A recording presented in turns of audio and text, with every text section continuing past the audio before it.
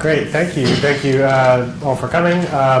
We've been here in some various capacities in the past, but this is the first time I think that we have come together to collectively represent the Office of Digital Research and Scholarship, which is a new unit at FSU Libraries. I'll introduce a little bit of the talk that we're giving and the reason that we think this is an important area of growth for academic libraries, but also for researchers in the area of information. We want to make those connections with you all, and then we'll kind of go down the line, and other people will talk about their role in the library. One of our goals in doing this was to start to connect the research that we're doing about our jobs down in the library with the research that you all are doing about the profession and information, and as things are changing and growing. So we're hoping that some productive collaborations come out of this, more than just us standing here and talking at you all. So a brief overview of what's happening in academic libraries.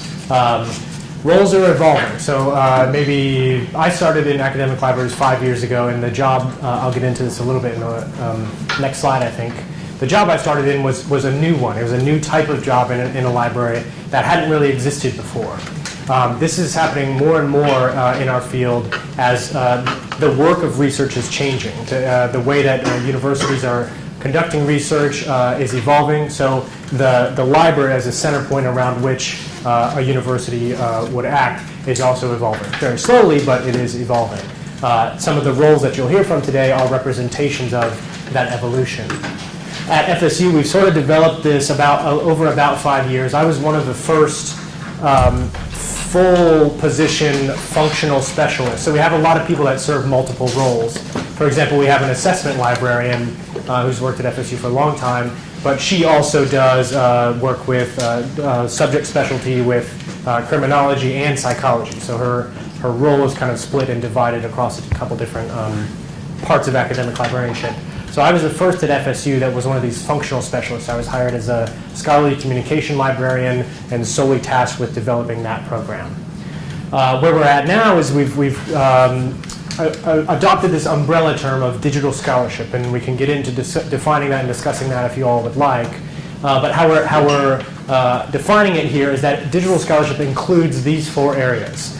Academic publishing, which we would call scholarly communication, including open access, institutional repositories, and more. Research data management, digital humanities, which includes all kinds of things underneath there, and then related to digital humanities, digital pedagogy. How is the classroom space evolving when we introduce technology and think about what technology means in a classroom environment, which is something I think we're much more familiar with in the iSchool than in other disciplines. So this is our umbrella under which we're working.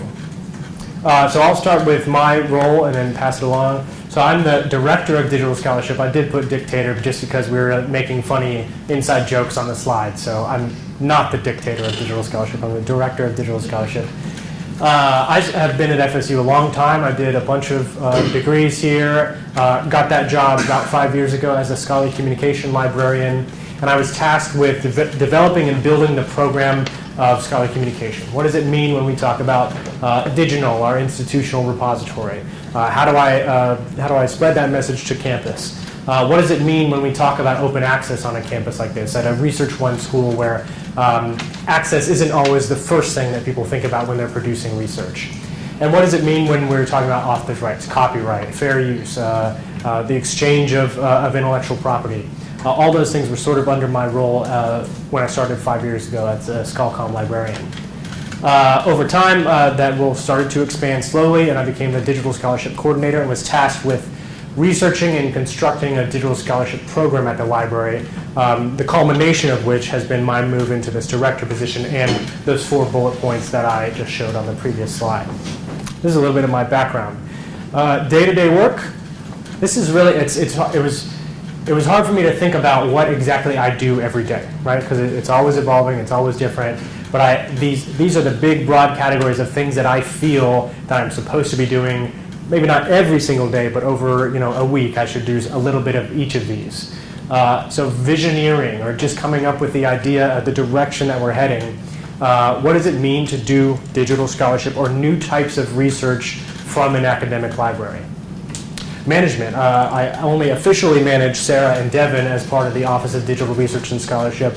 But we also have grad students. We have an intern in the iSchool who lives in Orlando, who's working with us. So I do quite a bit of management, of making sure people are doing work. I guide and direct, which comes along with casting the vision. So I might have an idea of the way we want to go, but then I have to help implement that and think about what's the programmatic way that we're going to move forward with open access at Florida State University. And then these last three are the work of becoming an administrator, I think, which is something I'm getting more comfortable with, but it's not easy work. Coalition building, creating consensus, and communicating with my colleagues at my peer level, with people who work for me, with the campus, with other researchers, research centers and institutes, vice presidents and provosts, et cetera, et cetera, et cetera. So this makes up a lot of the day-to-day work that I do.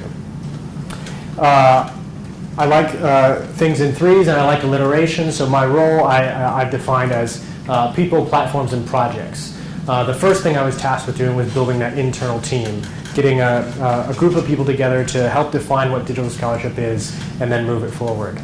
Platforms, Brian will talk a little bit more about this, but we're thinking of what's our suite of tools and software, hardware that will make this kind of work possible. Not just in the library, but beyond the library, or integrating the library with research that's happening outside. And then we think about projects as these discrete units of work. This is sort of our project process. We initiate with basically a reference interview. We percolate, where we do some brainstorming with the person. This can be a faculty member, a grad student, or an undergraduate. We incubate the idea to start to move it forward, and then if the idea is really, really solid, that's when we accelerate, and the project goes on to a completion point.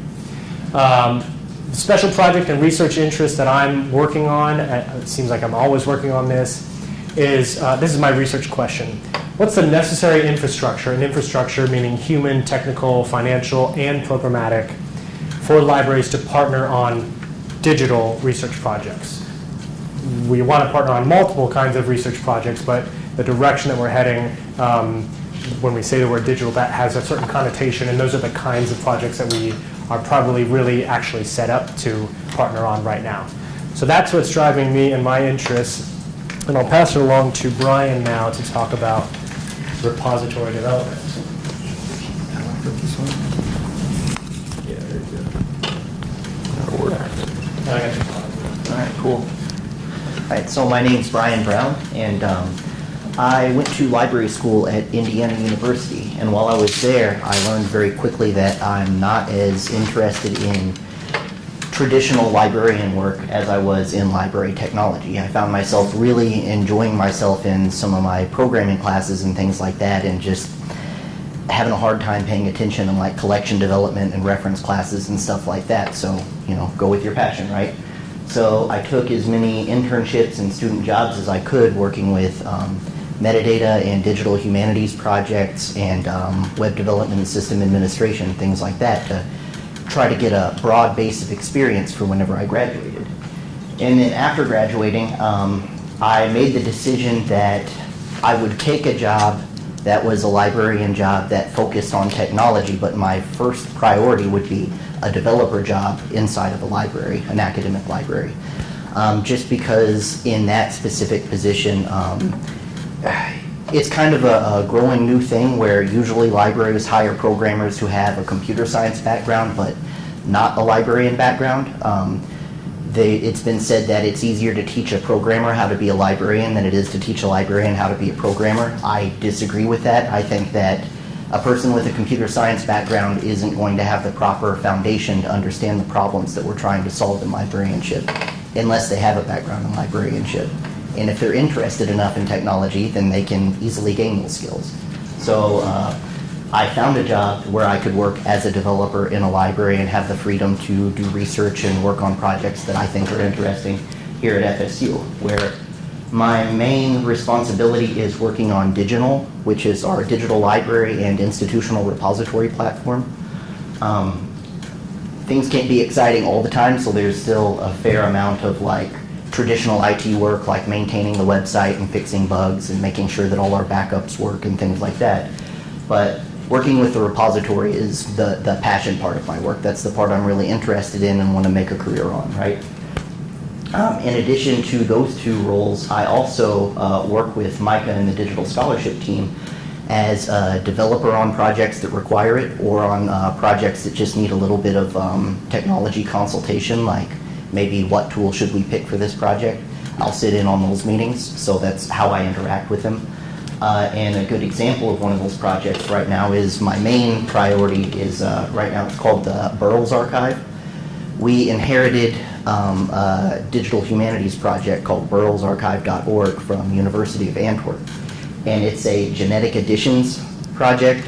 Genetic criticism is a type of scholarly research methodology where you look at different manuscript drafts of a work as it goes through sequential drafts, so that you can see, oh, this sentence was born this way, but then it changed to this in the second draft, and it looks like this in the published version. So it kind of gives you a window into the author's mind as they're writing it. So in this project, you could go to the final draft and click on a sentence and see what it was born as all the way through its lifespan, or vice versa. You could look at a sentence in the rough draft and then trace it all the way to the published version. Stan Gontarski, who's a Burroughs scholar on campus, is the one who wanted us to put this up here in the libraries on our servers, but he wanted to do more with it. He wanted to include more than just the Blade Runner manuscripts, which is what it currently has. And that legacy software, everything that's in it is over 7 years old, very insecure. They're dead projects. They can't be updated. So my project right now is to just rewrite all of that from scratch inside Islandora, which is the open source platform that Digital is based on. So as you can tell, doing that kind of work, I have a lot more research and creative freedom than a developer who's working in the private sector, where they just may be working on like some sort of payroll database or banking software, or some problem that's been solved to death a million times. We get to work on projects where the problem hasn't even really been well defined yet. We get to do things for the first time sometimes and decide how we want to solve those things. It's very creative and rewarding, and it really dovetails nicely with someone who wants to have a research agenda. So a lot of the things that I'm focused on are digital preservation, which is, in a repository system, you want to make sure that the piece of information that's going in is exactly the same piece of information as 20 years later, maybe, whenever you're shaking it out to migrate into another system. I'm also really interested in library technology infrastructure. Libraries are constantly getting smaller and smaller budgets, but infrastructure is typically very expensive, especially in IT. So while Micah is worried about the infrastructure of people and resources and things like that, I'm thinking about it just from the server and software level of how many servers are we going to need, how are we going to back these things up, what are we going to do if it goes down, how do we bring it back up, that kind of thing. And the thing that I'm most passionate about, especially right now, is linked data and semantic web repositories. This is with the Islandora group that I'm working with. Claw is the name of the next generation of Islandora repository, where everything is RDF and linked data all the way through underneath. And it's going to be pretty revolutionary. There's not really anything like it right now. And the fact that there's really nothing like it right now means that every little decision that is made, we can't say how did they do it or how did they do it. We have to take everything that's out there and decide how we want to do it, what we think is going to be the best way. And that leads to a lot of research opportunities. So, yeah.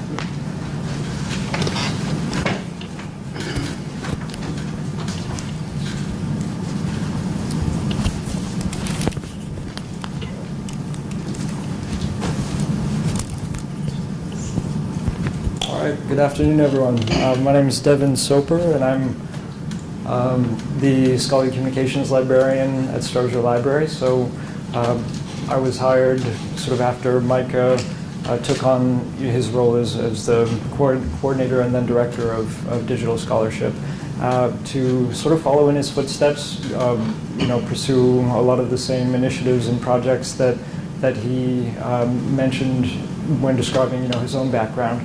But maybe to back up a little bit, just in terms of my academic background, I have a garden variety master's degree in English, and sort of scared away from taking or entering a PhD program because of the dismal job prospects. and decided that I would pursue a career in librarianship instead. Inspired largely by a number of really passionate librarians at the schools that I've attended, and a love of libraries. So in library school, I didn't really, I knew I wanted to work in academic libraries, but didn't really have a specific focus. So I just tried to be as flexible as possible, and happened to land a job as a copyright librarian, which is totally shocking and surprising, or was to me anyway, given that I don't have a legal background, no JD or anything like that, and sort of had to learn all of that stuff on the job. So I did that for a year or two, even had a brief stint as a Learning Commons librarian. But throughout all of those experiences, and particularly being a copyright librarian, what I really took away from that was a love for open access. And so how many of you are familiar with that term? Most of you, okay. Just the idea, principle and a movement and a practice of making scholarly literature publicly and freely available to the world. Libraries have been advocating strongly for that for a long time, and scholarly communications roles in libraries tend to be heavily focused on that issue. So I came to FSU, and I couldn't be with a better group of people, extremely passionate, friendly, supportive, and also innovative. I've learned a tremendous deal since I've moved down here. You can see some of the responsibilities. My day-to-day involves digital, our institutional repository, sort of the front end of that, interacting with people, promoting the repository.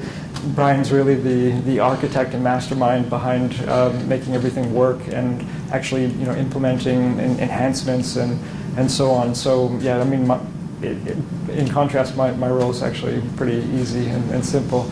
But nonetheless, it does require a certain amount of ongoing work. We also have had an open access publishing fund, and we do work around integrating open access content into library collections, because there's kind of a bit of a gap there at the moment. Libraries have been historically very focused on licensing content and making that content discoverable, but are only now just starting to think about how to integrate, their collections with the wealth of freely available scholarly literature that's, available online. Ongoing copyright education and support, and also open educational resources, have become a huge thing in the last few years for academic libraries as one key domain of openness.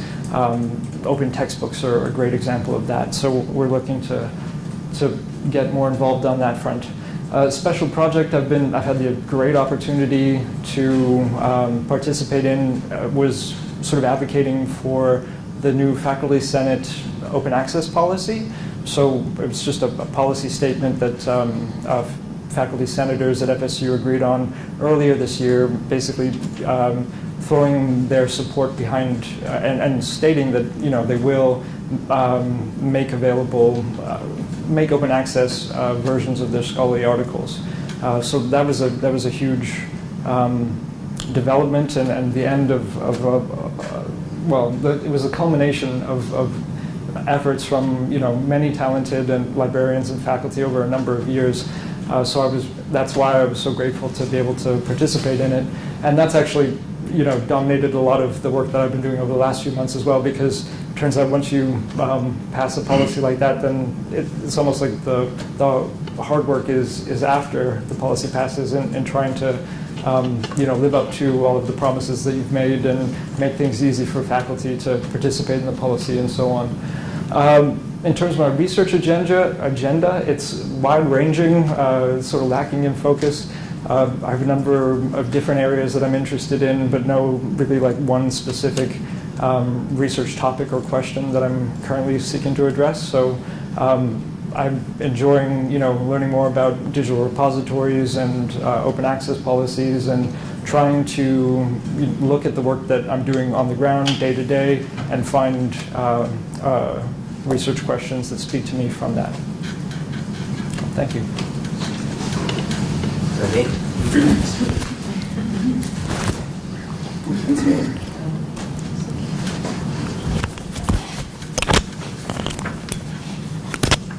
gonna hold this, I think.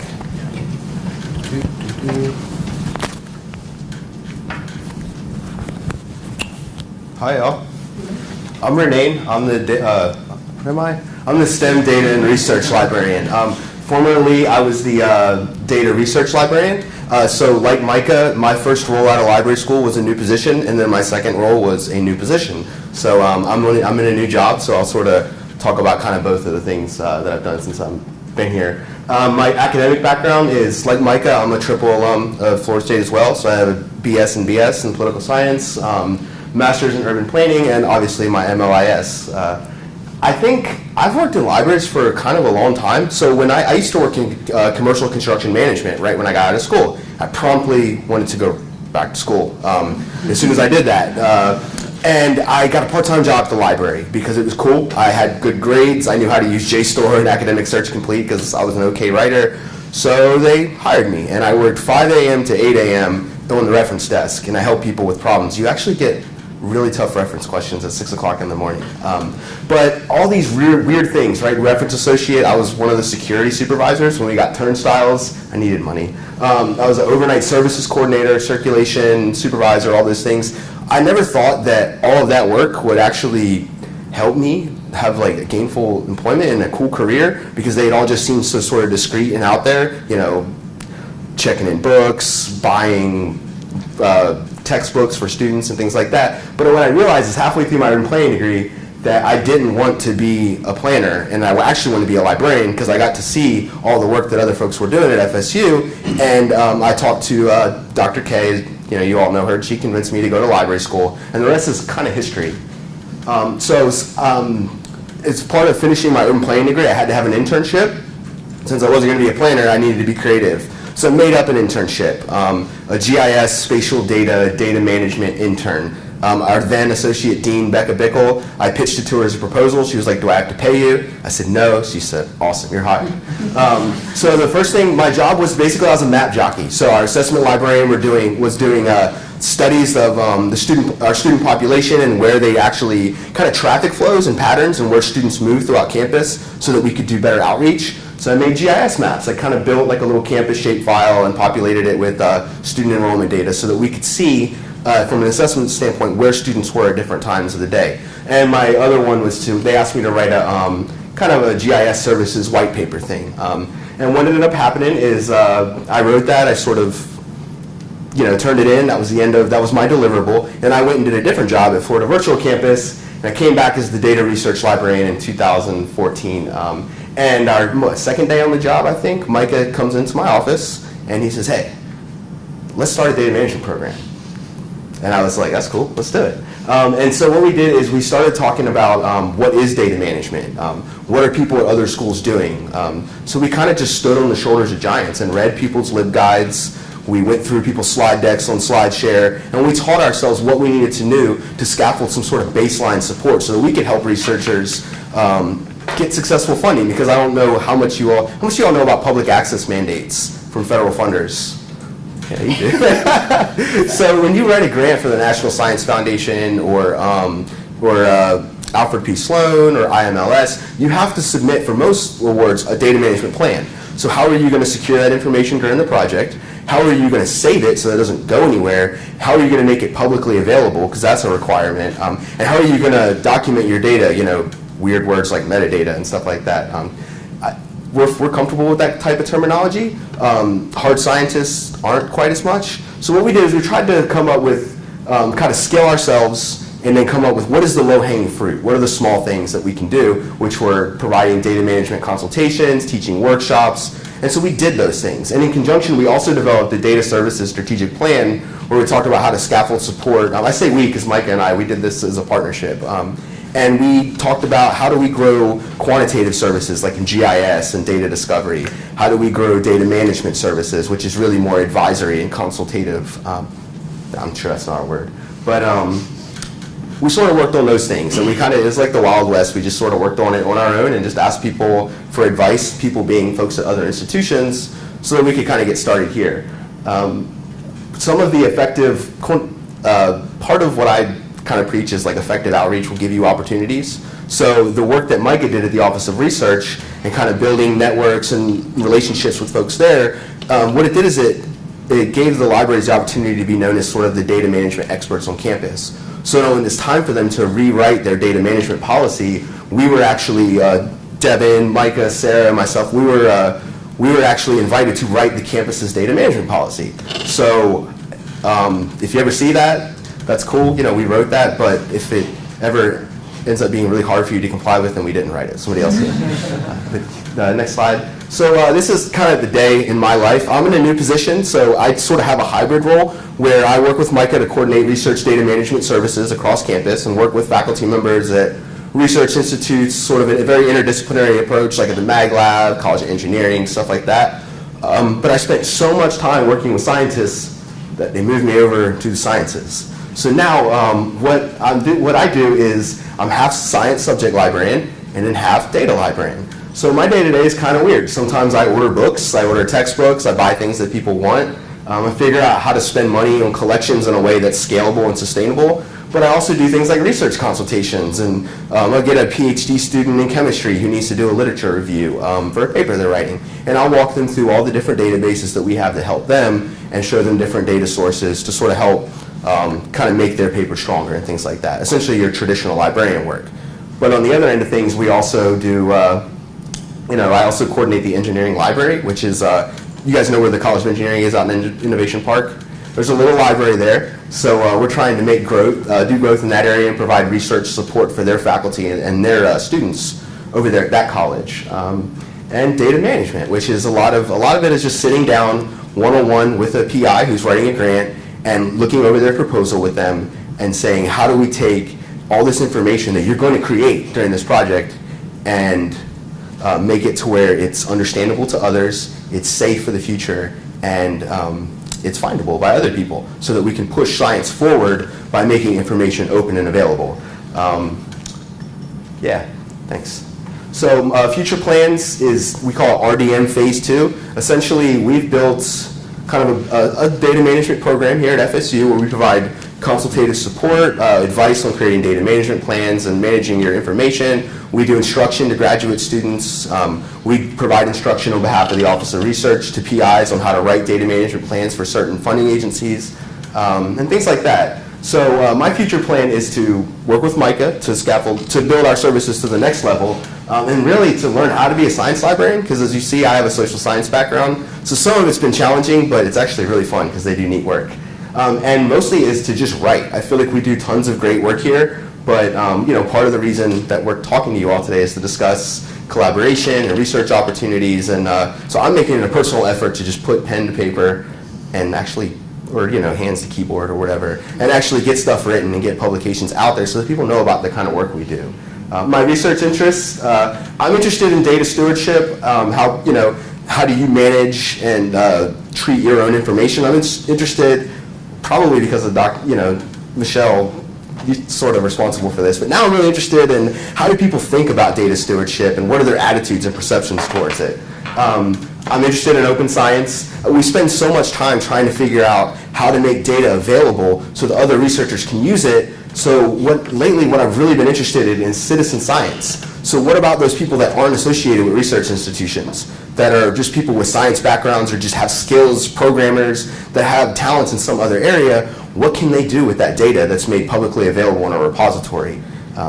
There's kind of an emerging field that I'm interested in seeing. And what else am I interested in? Data information literacy. I want people to understand the dual role of data as a product of research, but also as a source for future learning. And that's it. So thanks. Who's next? I have lady pockets, so I'm not going to even try putting this in. Hi, everyone. I'm actually going to go on this side. My name is Sarah Stanley. My background is actually in English. I have a BA in English from Ithaca College, and I got a master's in English just last year from Northeastern University. As you will notice, I have no MLIS. I do not have a background in libraries, which is a very interesting adjustment to make coming from a very academic field, that the program at Northeastern really poises you to go on to a PhD and then kind of continue with the academic track. But while I was there, Northeastern did a cluster hire in the digital humanities, and they had a few hires in history, English, and a few other departments. They started up the new lab for text maps and networks and the digital scholarship group in the library. And because I'm interested, or I was researching late medieval and early modern writing, there was a job opening at the Women Writers Project, which did early modern women's writing, and we were encoding it and in XML and then publishing it on the web.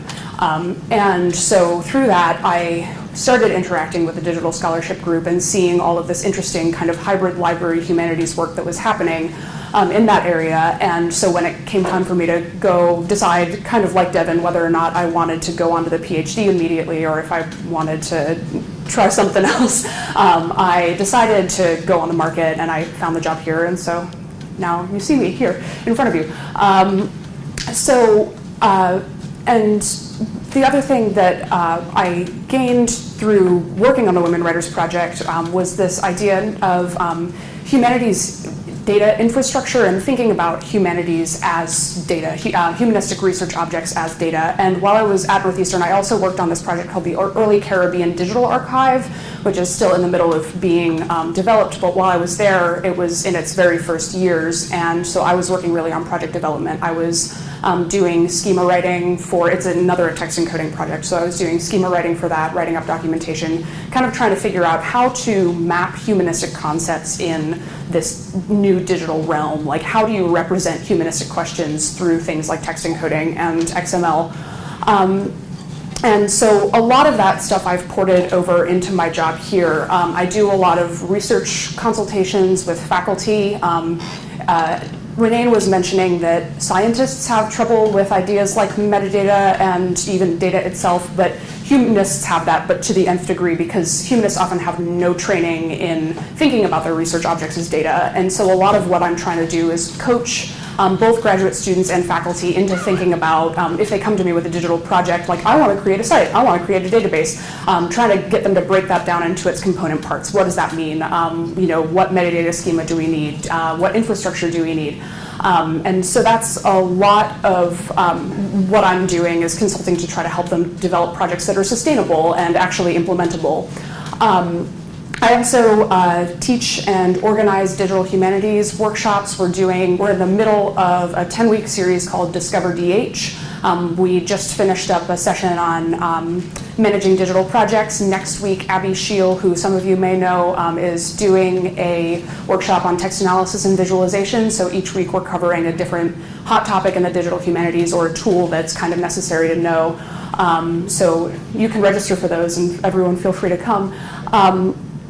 And I also do internal trainings for librarians on things like project management tools and digital tools.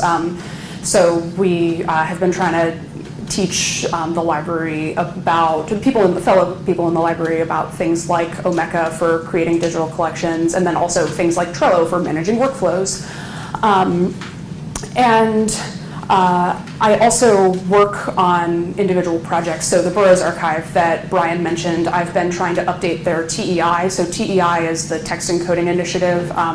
It's a standard that a lot of humanists use to do research and publish texts, do research on and publish texts. But I also have been doing research on like mapping in geopolitically complex places like the Caribbean, so for our Korea-based project. And one thing that I did not put on here is the special initiative for this fall. We're doing a project incubator with 3 graduate students and 1 faculty member in the humanities, where essentially we are doing a structured 7-week curriculum where we take them through 7 major areas of project planning, from risk assessment to infrastructure and tools to collaborative partnerships, just to kind of get them to really develop their project idea to the point where it can be shopped out to potential collaborators or potential funders, and to get them to the point where they can actually get started working on their projects. So the project incubator, we're hoping to offer that again in the spring. So if you know anyone who has a potential digital project, you should send them my way, and I can hopefully help them out. And in terms of my research, again, it's kind of strange because I don't have the background in library and information science research. So a lot of my research is about how people in the humanities are publishing in new ways. The humanities is very monograph-based, but increasingly people are interested in creating things like digital exhibits, kind of going back to the old model of humanities scholarship of creating digital editions, scholarly editions of works and contextual materials. And so I've been trying to help people think through what that means in the digital age. But then also I am interested in humanities data, as you may have guessed from what I said before, but I am specifically interested in the analysis and capture of textual data, so things like text encoding, and also I'm interested in, I'm starting to explore more large-scale text analysis. But yeah, I think that's it for me. So I have 2 concluding slides here, then we'll be open for questions, if that's all right. So as you saw kind of in the overview from all of us, we're moving into a new era in which libraries are really actively and productively involved in research in a way that we haven't been before. That it's not just about providing the material at the beginning and then giving you some tools to go out and do your own work, but we want to be involved and included in the entire cycle of that research. And we have bits of skills and expertise that fit at different places around that research life cycle. So how we've used the word scaffold way too many times today, but how we've scaffolded that up is that we have established our expertise, which is represented by the folks in the room here, and we have our own research agenda. So we're treating ourselves in the libraries as almost like a research center or an institute within the libraries. And so the projects that we take on, the collaborations that we try to build, the types of infrastructure, whether it's human or technical or whatever those other 2 were that I had on my, we want them all to align with our research agenda. So we're interested in digital literacies, as broadly as we could define that. That's something that plays into different parts of all of our work.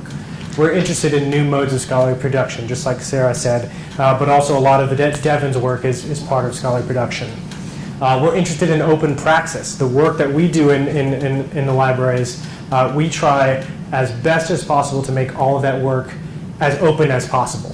Not just the product at the end, so not just the article that we might write together, but the documentation and the slides and the brainstorming sessions that we have. All of that stuff we try to be really open about because we think that openness is important not just at the end of the research product, but all the way throughout the process. And then finally, Brian and I both mentioned infrastructure. What does it mean for a library to provide infrastructural support for research? Not just collections and material that we have in the building, but technology and people and skills and expertise and tools and all of that. So that's sort of the summary of where we're at with the development of this office at FSU Libraries. We are not the only ones by any means that are doing this kind of work. Many libraries around the nation are way far ahead of us in this, but I think we came in at a right point where we can build on what's been done other places and build it into a really different direction. So I think we're doing it in a unique way at FSU Libraries, and one that we're all very excited about, and would love to hear from you all the types of things you're working on that might make sense for the types of things that we're working on. I know there are often research projects that come out of the iSchool that relate to the type of work that we, especially Devin's work. We've worked with Dr. Burnett and Basiki Sylvia over the years on collaborative research projects, but I think there might be more based on the types of things that we've said today that we could work with you all on. So that's the conclusion of our talk. You can find more information about us at our website, lib.fsu.edu/drs. Are there any questions? And please ask questions of them also, because I don't know anything about what they talk about. Thanks, Michelle. Questions? I have a question. I think this question is for Sarah or Devin. What are your guys's, because I'm interested in digital media production and integrating arts into that for educational purposes, and when it comes to that area of scholarly work other than journals, there is a high possibility of producing digital media and video. I had a discussion with Dr. Martis the other day about how do I present or package a scholarly video and for my future resume as a CV? It's a great question. I think I'm gonna let Sarah take it because she knows. Okay. Well, we just got out of a consultation with a couple of faculty members and a graduate student, where Sarah did a fantastic job talking about Scalar, which I think is an awesome tool that you could, you might consider using. So I'm going to let her talk about that.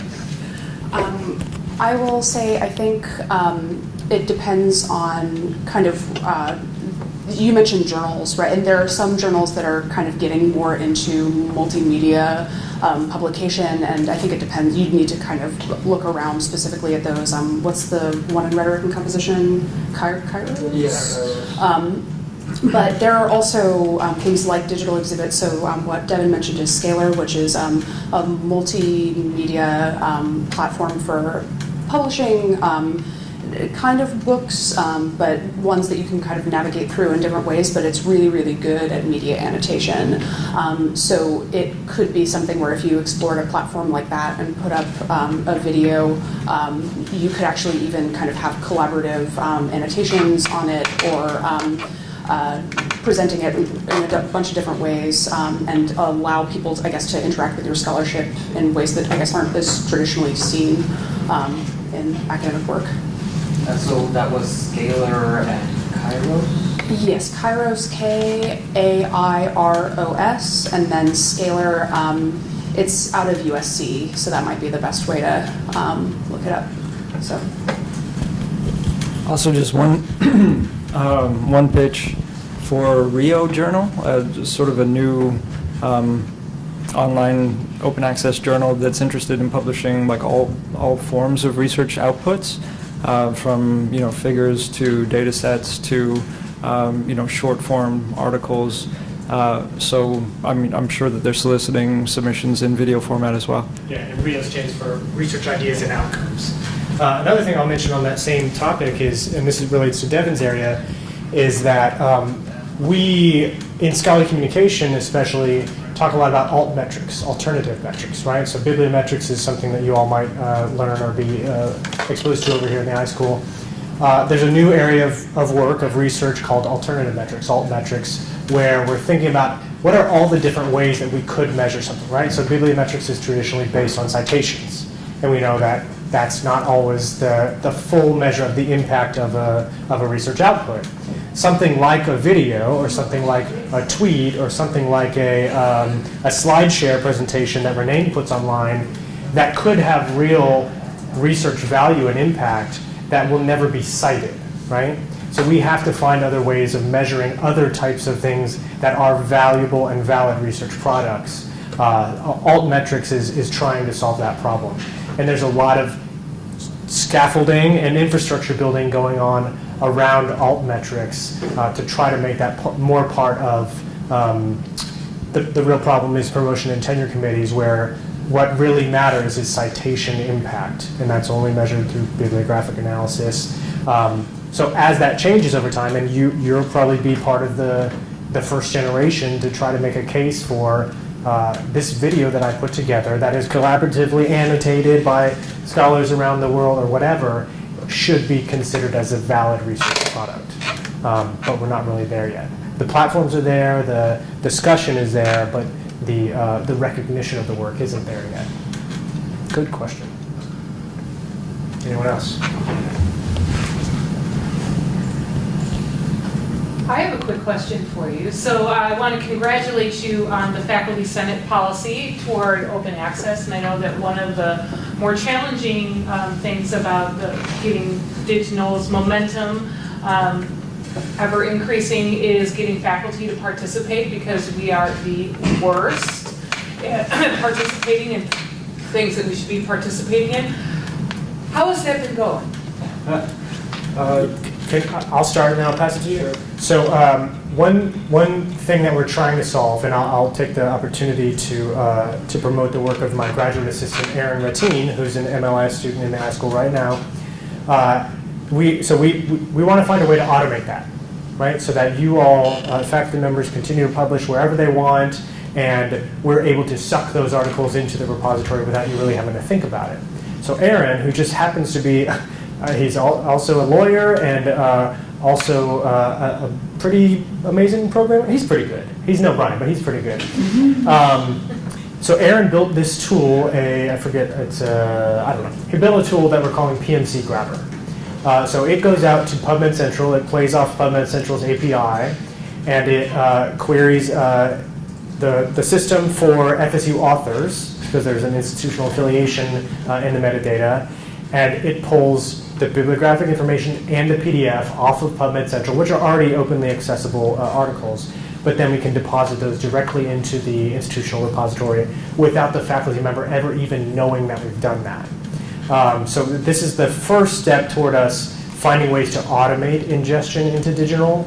The next thing that Aaron will look at as part of that PMC Grabber project is Archive, ARXIV, which is where a lot of physics and statistics and mathematical scholarship goes. One of our greatest open access colleagues on campus is Mark Riley, who's a physicist, and he has told me since day one, and I think he would still say this, I'm never going to deposit something in digital. Despite the fact that he's a very outspoken open access advocate, he just doesn't want to take the time to put it in a repository that is, it's just extra time. But as part of his culture of research, in physics, they deposit all of their work in Archive, ARXIV. So it's already out there and online, everything Mark Riley has ever written. So if we want to represent it in digital for us, it just becomes part of that technical solution to figure out how to automate that.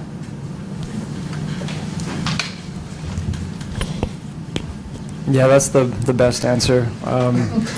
That's really where the hope is. I think, yeah, you hit the nail on the head. That's the hardest part is trying to find ways to make it easy for faculty to participate in open access. And the best way is, to make it so that they don't have to, there's no action required on their part. Without that, it's really only the precious few that decide to and intentionally take out time in their already hectic schedules to submit, each article to digital. And I think that's like a common trend across repositories, at least in the United States. There's really only a few exceptions, and those are at institutions where they manage to tie deposit in the repository to promotion and tenure. Like your publications won't be considered for promotion and tenure purposes unless they're available in the repository. That's what they did at the University of Liège in Belgium, and they have almost like a 90% compliance rate. Everywhere else, it's really, really low. And that's because it's not mandatory, and faculty are so busy and have so many other pressures, and that's why we're trying to focus on automation, and not just like that, but also exploring opportunities to better integrate digital and fees, for instance. We know that faculty are already entering, they're completing a submission or like a metadata form essentially with information about each of their journal publications. So wouldn't it be wonderful if we could find a way to, put a button in fees where you could click like submit to digital after filling out that information and have all of that, automatically be ingested into the repository. So we're trying to look at workarounds like that because, at the end of the day, most faculty don't have time to do it themselves. Talk a little about the researcher information management system. Yeah, so that's another thing that's picking up steam at a number of institutions across the country, but a number of sort of third-party vendors, including Elsevier, Digital Science, and Thomson Reuters as well, have come forward with these holistic research information management systems. And so what they're intended to be is sort of like a data hub that connects all of the other existing systems on campus. So we have fees, we have digital, the repository, we have Pivot, the funding database in the Office of Research. We of course have like a central authentication system and details about students and staff and faculty and all of their personal information. Wouldn't it be great if we could have all of those systems talk to one another and have some kind of easy to use interface that would allow us to generate reports based on the data existing in these discrete systems. So that's one sort of workaround that some schools have come to. Instead of trying to work with legacy systems that they already have on campus, they'll pay a vendor a certain amount of money in order to implement a system like that, and it's sort of a one-stop portal. From the faculty members or researchers' perspective, they could go there and get information about funding. They could put their publications there. They'd have a profile space there, and everything would be integrated and interconnected. And from an administrator's perspective, they'd be able to go there to get pretty sophisticated research intelligence and do benchmarking against departments, colleges, even entire other institutions in terms of research performance and output. So that is sort of an exciting new frontier it's related to all of our work really, and we're definitely trying to sort of raise the levels of interest in a system like that. We've been speaking with a few people about that and hope maybe to participate in some kind of like exploratory task force to gather more information about it and see if it might be a good fit for FSU. Great. Any other final questions? Gloria? So I know that your team is also bigger than the folks who are here. I think Abby Shields, another person who's involved, probably some others too. And one of the things I know you're all doing as well is offering workshops that teach people about different digital technologies, digital research kinds of methods. And I wondered if you might share with the group here some of the things that they could access through that. Yeah, so I'll do the meta. So actually a large part of what we do is training, because a lot of this stuff is new to anyone that hasn't been steeped in it for a couple of years now. So Sarah mentioned already Discover DH, which is a workshop series that we were doing for the first time this fall. Some of the topics that we've covered already, I sort of did an introduction to getting started in digital humanities. What does it mean? How are we defining it? What are the sort of steps into this area of research? Brian did a workshop on Markdown and GitHub. GitHub useful for sharing code, but also for sharing documentation. Lots of other ways that can be used as a tool. Crystal, our digital archivist, who's another part of the extended family of DRS, did a workshop yesterday and earlier this week on managing digital projects. We'll do text analysis next week. Nicole Strayhorn, another MLIS student here in the iSchool, is doing a session on mapping. We're going to sort of introduce people to QGIS later in the semester. Sarah will do a session on text encoding using TEI. Yep. Devin and I will do a session on publishing in the digital humanities. What does publishing mean? We'll talk about Scalar a little bit, I think, and altmetrics and some of those other things. So this is really the first time that we've been able to do these kind of trainings, because finally we have the group of people around that'll do that. Renee and Rachel and I, Rachel's our head of the Dirac Science Library, are talking about in the spring doing a research data management boot camp, or a short what we're going to do is we're going to try to drill down. So what we've done in the past is I've given 2 workshops. One is best practices in research data management, and it's kind of you should manage your research data because you'll move science forward. And I provide kind of examples of how discovery, has happened, because people made their data openly available. Then we did a practical one on writing a data management plan. So I lay out federal funder requirements and then show them how to actually construct the data management plan based on the requirements of the funding agency. But what we want to do now is get a little more practical and dig a little bit more deeper, so to have to drill down a bit and to talk more about, so you have to deposit your data. Well, what is a data repository? What are examples of good ones? What is the process of ingesting your data into a repository? Another one is we tell people to name your files and organize your data and describe it in a way that makes sense. We're going to do a workshop on practical ways to file naming conventions, create README files and code books for your data. So essentially, now that we have more people, more skills, to just drill down and provide more specialized training in data management.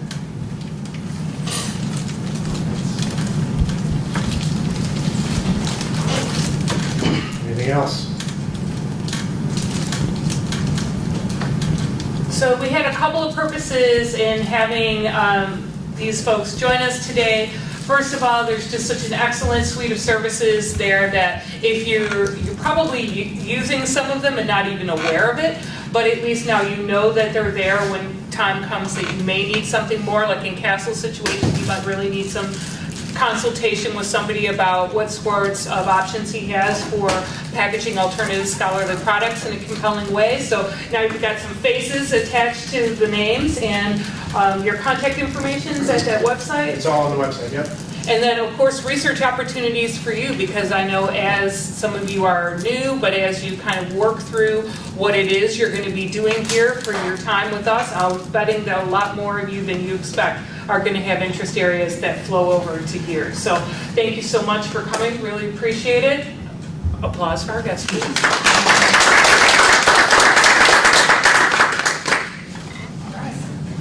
Did everybody get to sign the attendance sheet?